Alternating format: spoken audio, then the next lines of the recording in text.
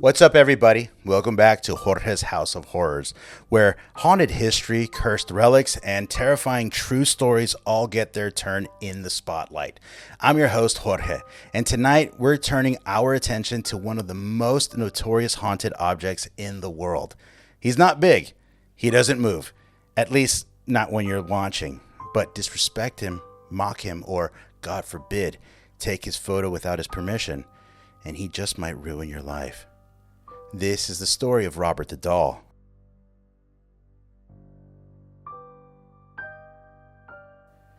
The legend of Robert the Doll begins in the early 1900s in Key West, Florida, with a boy named Robert Eugene Otto, better known as Gene. His family was affluent, well-connected, and lived in a large Victorian house in the historic district. One day, Gene received a strange gift, a handmade doll nearly 3 feet tall, stuffed with straw and wearing a sailor's outfit.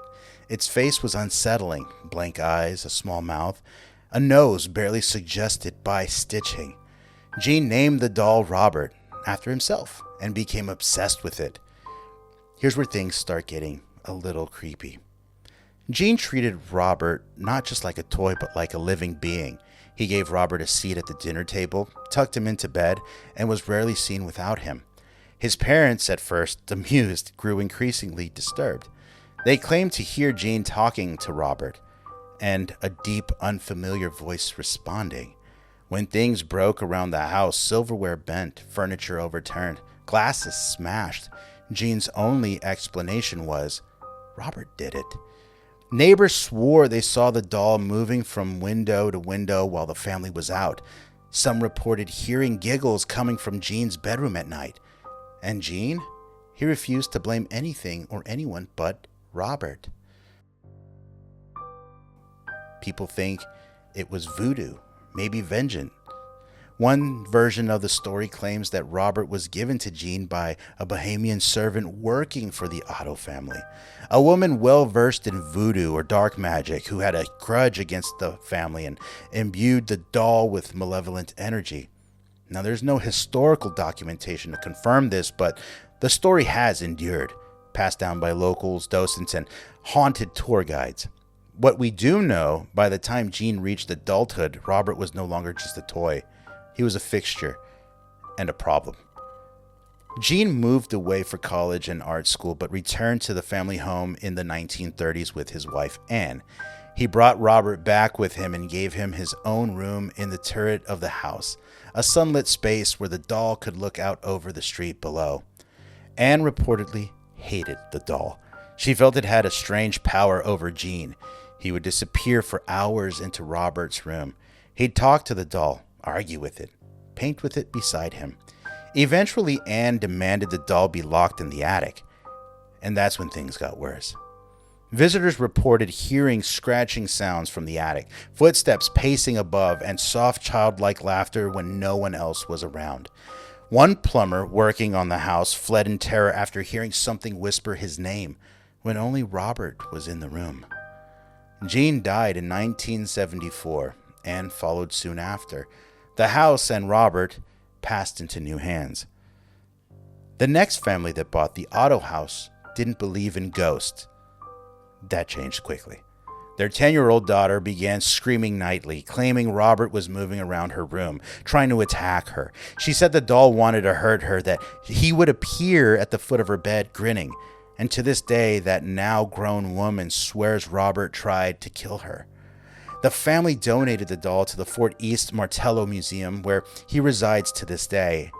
And here's where the real trouble, if you don't know, begins. Robert was a museum menace. Now, Robert sits behind glass in a climate-controlled display in Key West's East Martello Museum.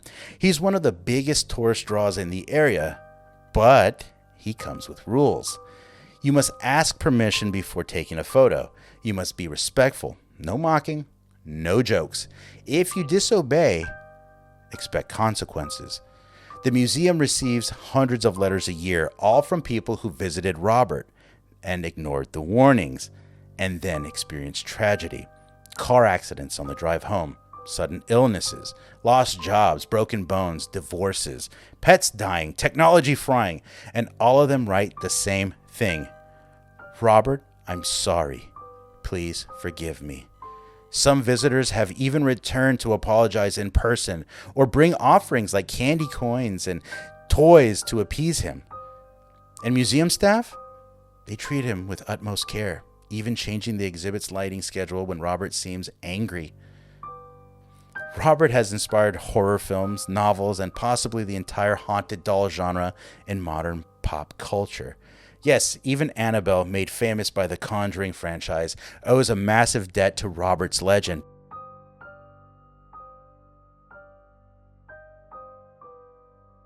The museum even claims to receive electronic malfunctions, cameras dying, audio garbling, battery drain when people get too close to Robert or act disrespectfully.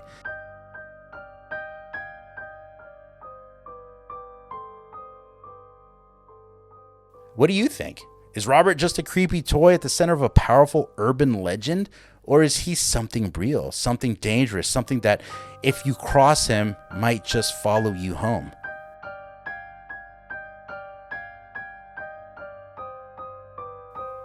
Drop your thoughts in the comments. And if you've ever met Robert in person or had your own cursed object experience, I want to hear it. I want to build upon this. I'm very fascinated by this.